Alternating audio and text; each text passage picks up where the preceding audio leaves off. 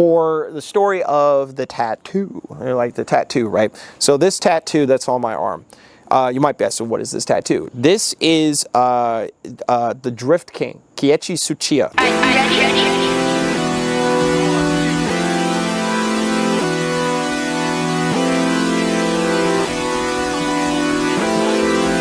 Trust me, you'll love it. Wake up, yeah. This is his signature. And now how did I get this tattoo and why did I get this tattoo?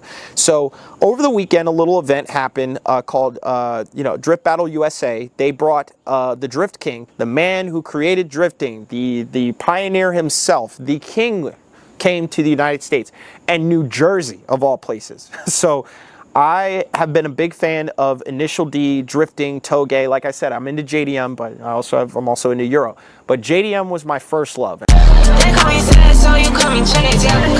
They call me sad, so you come and check it out. They call me sad, so you come and check it out.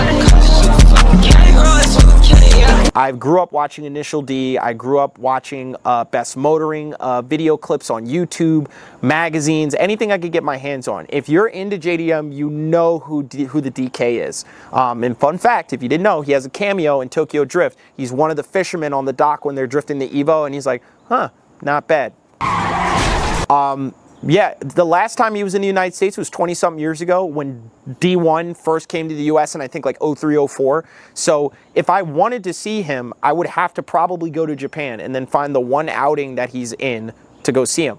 But shout out to Drift Battle USA, their staff. They brought him over here to do this, and that was like a once-in-a-lifetime opportunity. So I said, I have to go. I said I could only go Sunday, so I said, my mentality has always been like, I rarely plan stuff like this. I'm like, I'm just going to go and do it, right? Balls to walls. So I bought the ticket and I went. But my goal was, I'm like, I have no idea how this event's going to be run. I have no idea if he's even going to be visible. I don't know if they're going to have him like in the Pope mobile and drive him around in like a bulletproof glass, or like if I'm only going to be able to see like the top of his head. But I'm like, if I see him, that's enough for me, right? Now I read the event schedule and they did have autograph signings, so I said, okay, I'm going to have something signed by him. People brought all sorts of things to have him sign, right? Like, because who wouldn't, right? But people brought steering wheels, actual wheels, quarter panel. People brought like, little models of like the different cars that he drove in like Le Mans and like Group A and everything. And me, I have like a whole bunch of different JDM memorabilia, and I wanted to bring a magazine, like a drift magazine that from back in the day that had like an old ad of his. I couldn't find it like in my collection. I was like, I could have sworn I had one. So I just brought 2 magazines. Now the night before, I went to a party with my friend, and he had mentioned to me, he was like, you know what, I told him I'm conflicted. I don't know what I should do. You know what you should do? Have him sign your body somewhere, like your arm, and get it tattooed. No, not doing that. Like, not like in this way, like I wouldn't, but just like, it doesn't make any sense. That's like a last minute thing. Like, where am I? Like, I don't know how I'm going to accomplish that. Fast forward, I'm at the event. I'm having a good time. I see the DK. He's walking around. It's super cool. And then they have the autograph signing. So I'm in line. The line is super long, right? And I'm standing in line. And that's really what caused all of this. The line being super long and giving me time to think, which is a bad thing. You give me too much time to think, I'm going to do something crazy or I'm going to do something stupid. So I'm like, I have too much time on my hands. So I start thinking to myself, I'm like, all right, well, what if there's a tattoo shop nearby? Let's just see. So I pull out my phone, I Google it, and there's a tattoo shop 15 minutes away. I'm like, oh, no way. It's a Sunday. They can't be open. Sure enough, they're open. Well, what time did they close? 8 p.m. It's 1 o'clock. Okay, this is, all right, this is not looking good. I'm starting to think this is possible, but I'm like, it's a Sunday. There's no way they can fit me in any reasonable amount of time. Let me give them a call. I'm in line, by the way, when this is happening. When I'm thinking about this, I'm in line. So I call them and I said, hey, do you guys take walk-ins? Yeah, what are you trying to get? A signature on my arm. Okay. Do you have a picture you can send us of the signature? No. Like, someone's going to sign my arm and I want it tattoo over it. Oh, let me check. Let me go talk to the artist. So while the guy's running to go talk to the artist, the line is actually now starting to move, right? And I'm like, at this point, maybe 5 or 6 people from DK, my idol, an icon, right? This person, this godlike figure, right? I'm getting this close. And the rules were everybody was only allowed to have one thing signed by him, because you're not bringing all your shit and having him just, the man's 68 years old, right? And he was drifting that weekend like he's tired. You know, they even said, make sure if you're going to get a picture with him, it's something where he doesn't have to stand up. Sign, picture, move on. I'm waiting for him to get back to me. And I'm like, I'm getting closer and closer. I'm 2 feet away from DK. I'm 2 people away from the DK. So I say, and I have my headphones in while this is going on, because I wanted the Bluetooth so they could hear me. And I get to the DK and they're like, yeah, so we can fit you in. If you can get here, the artist has an appointment at 3 o'clock. If you can get here by 1:30, we can do it. Hello? Hello?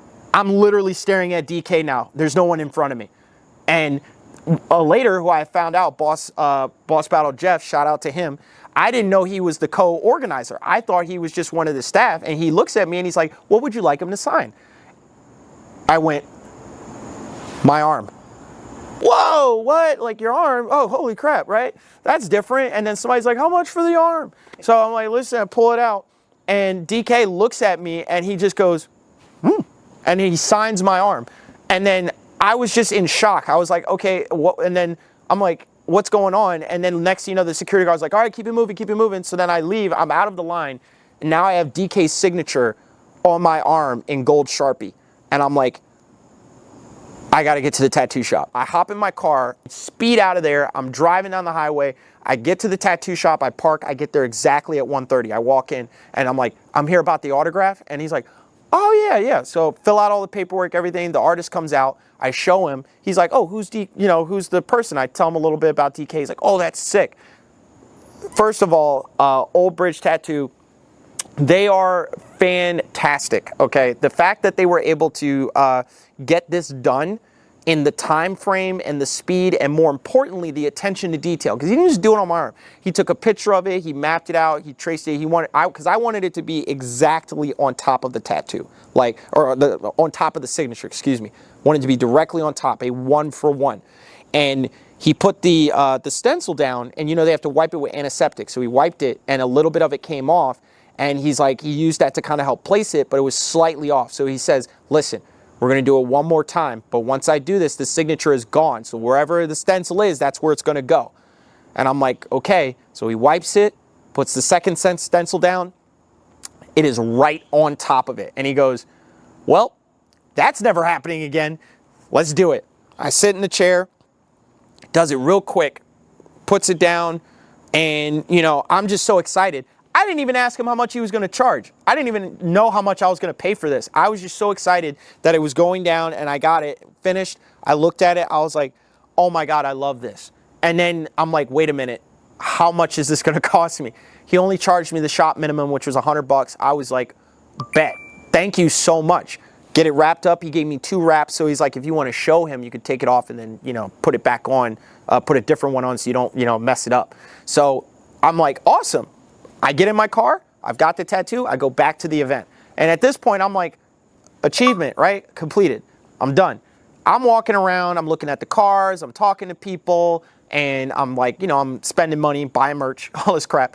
And I see Boss Pal Jeff. I see him, and remember, I still don't know that he's the co-organizer. I just think he's one of the staff, and he was the only person that I would know what my plan was, because I told him, I'm going to get it tattooed. And I go and I'm like, hey, man. He's like, yo, what's up? I'm like, yo, I did it. And he's like, huh? Did what? I got it tattooed. No. Are you serious? Yeah. When? Right now. Where? When did... I literally saw you like 45... Oh, my God. Dude, you have to show DK. Excuse me? You have to show DK. He's like, listen, when we do the second autograph signing, come find me. I will bring you to him. He has to see this. What? Are you serious? And I'm just like, oh my God, I'm going to go meet DK and I'm going to show him. Now, mind you, word starts traveling. Everybody's like, finds out about the tattoo. The DJ tells everybody. People are coming up to me, taking pictures of it, all this stuff. And I'm just like, I wasn't expecting all this to happen. Quite frankly, I thought people were going to think I'm a weirdo. This is weird. You're weird. This is weird. Why would you do that? I'm the only person to do this, as far as I know. And I'm like, I just figured this would be, why not? This would be cool. Give it a shot, right? Now, we get to, at the end of the autograph signing, he brings me to DK and he's like, oh, he's like, Keiichi, you know the guy that you signed his arm, right? He got it tattooed today. And DK looks over, I take the bandage off and show him.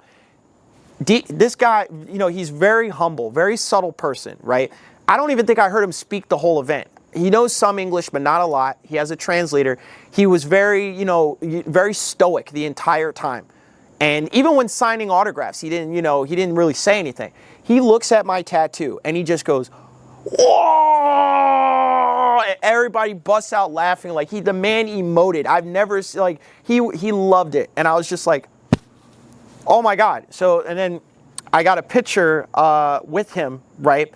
And I was completely blown away.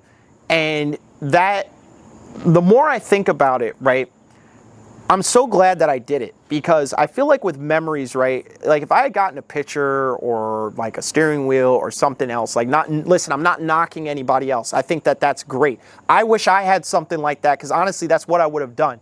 But I feel like I'm really glad I made this decision, because this is something that I can't sell. It doesn't matter how down bad I am. It doesn't matter what goes on in my life.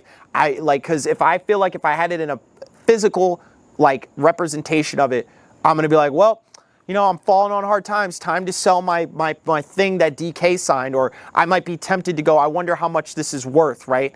Or like some people, what they do is when that celebrity dies, they then post it up to see how much money they can get for it, right? I can't do that with this. It's on me and it's staying with me and it's going to be with me till the day that I die. And, I can't get rid of it. And it's a memory that I'll always have with me. I feel like if you have the opportunity to meet your idols, or if you do something, I'm not condoning tattooing. Do not do what I did. What I did was incredibly stupid and crazy. I didn't even look at reviews of this tattoo shop. I didn't even talk to the people beforehand. For all I know, I could have ended up with the worst possible thing on my arm and it would have been a complete disaster, right? It just happened to all work out. But what I'm trying to say is that, when presented with the opportunity, go for broke, right? Do it. You won't regret it. I'm trying to live my life that way, and this is honestly the best decision I could have made. And now I have something that's unique, that's to me, and more importantly, it's something that's going to stay with me. So honestly, if I could say anything, go with your gut, or don't go with your gut and just do something stupid for once in your life.